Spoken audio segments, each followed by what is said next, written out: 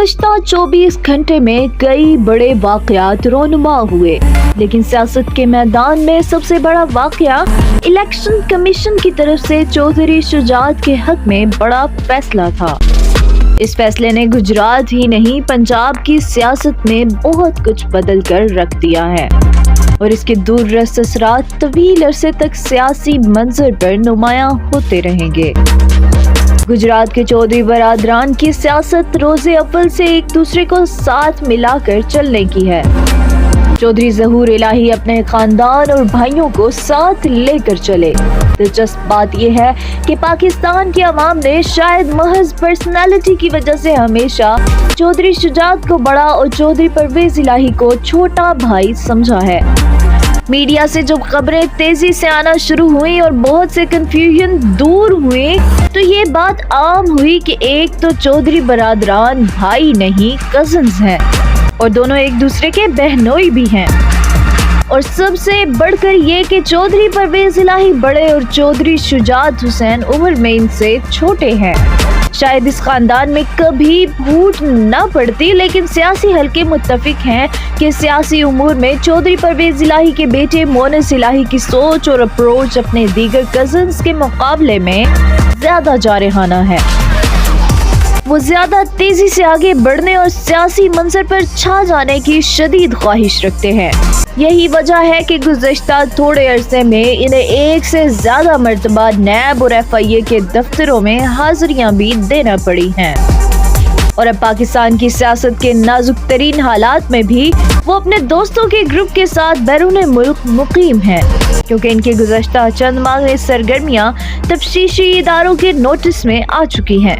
सिर्फ यही नहीं बल्कि मोनस इलाही अपने वालिद चौधरी परवेज इलाही की सियासत को भी कंट्रोल करने की पोजीशन में है, या यूं कह लीजिए कि चौधरी परवेज इलाही अपने सियासी फैसले भी मोनस इलाही की मर्जी और मंशा के मुताबिक करने पर मजबूर हो चुके हैं। अगर ऐसा न होता तो चौधरी परवेज इलाही मौजूदा सियासी मंजर में किसी सूरत भी एस्टेब्लिशमेंट के मुकाबिल खड़े नजर न आते।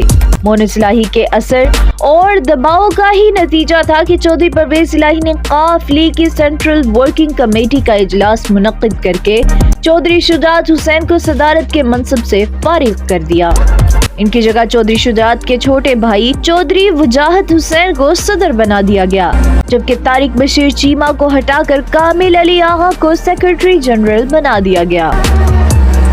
यही वो अहम मामला था जिस पर गुफ्तगू के लिए चौधरी परवेज इलाही ने chief election commissioner Sikandar Sultan Raja से निजी मुलाकात के लिए दरख्वास्त की, जो कि रद्द कर दी गई और कहा गया कि जिसे मिलना है दफ्तर आके मिले।